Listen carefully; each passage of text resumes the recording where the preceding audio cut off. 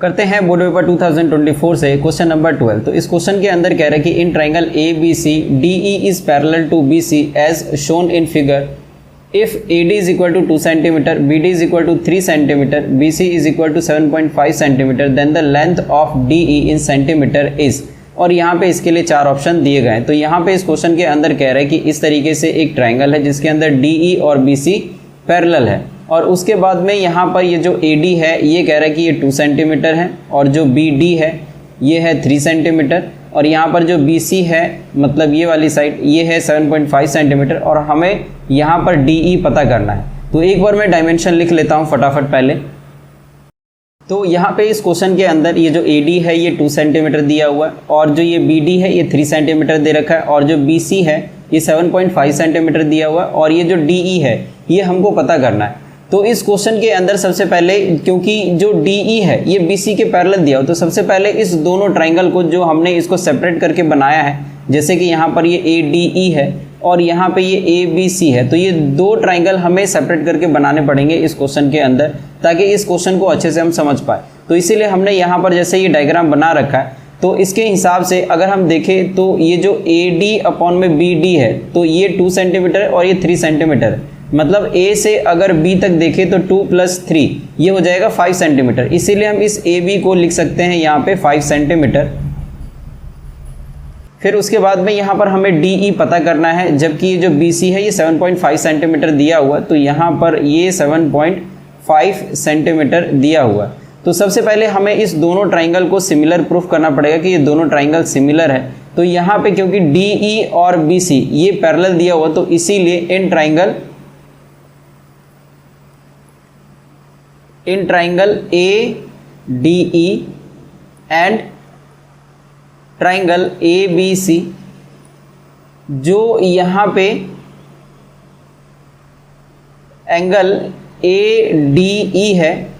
ये बराबर हो जाएगा एंगल ए बी सी के,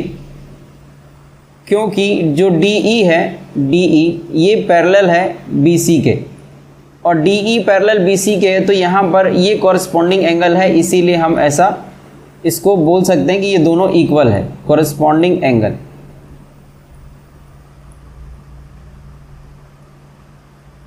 और यहाँ पे जो एक दूसरा एंगल है ए ई डी और ए सी बी ये भी बराबर है, तो इसीलिए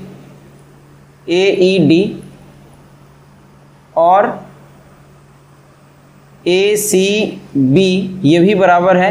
बाय सेम रीज़न, जैसे हमने ये ऊपर लिखा है। और जो एंगल ए है ये एंगल ए के बराबर है, क्योंकि ये सेम है, कॉमन है दोनों में, इसीलिए हम बोल सकते हैं कि ये जो दोनों ट्राइंगल है ट्राइंगल ए डी ई ये सिमिलर हो जाएगा ट्राइंगल ए बी सी के बाय एंगल। और क्योंकि ये ट्राइंगल सिमिलर है इसीलिए हम यहाँ पर बोल सकते हैं कि इसके जो साइड्स हैं वो प्रोपोर्शनली डिवाइड होंगे। तो यहाँ पर जैसे कि ए डी है, ए डी अपॉन में A B, A D upon में ए बी, और यहाँ पर डी ई अपॉन में बी सी लिख सकते हैं, डी ई अपॉन में बी सी। तो क्योंकि ट्राइंगल सिमिलर है इसीलिए जो साइड्स होंगे ये प्रोपोर्शनल हो जाएंगे, साइड्स आर प्रोपोर्शनल। और अगर यहाँ पे ये साइड प्रोपोर्शनल है, अब सिर्फ हमें यहाँ पर ये करना है कि जो ए डी अपॉन में ए बी है इसकी जगह पे अब वैल्यू पुट कर देना है, डी ई हमें ऐसे छोड़ना है और बी सी इसकी वैल्यू हमें पुट कर देनी। तो ए डी जो है यहाँ पर ये दे रखा है 2, जो ए बी है यहाँ पे ये 5 है इस फिगर के अंदर जैसे कि हम देख पा रहे हैं, और जो डी ई है ये तो हमको निकालना ही है, तो इसीलिए हम इसको एज इट इज़ रहने देंगे, डी ई अपॉन में बी सी। तो जो बी सी है ये दे रखा है 7.5, तो डी ई को यहीं पे रहने देंगे और इसको कर देंगे हम क्रॉस मल्टीप्लाई। तो D E is equal to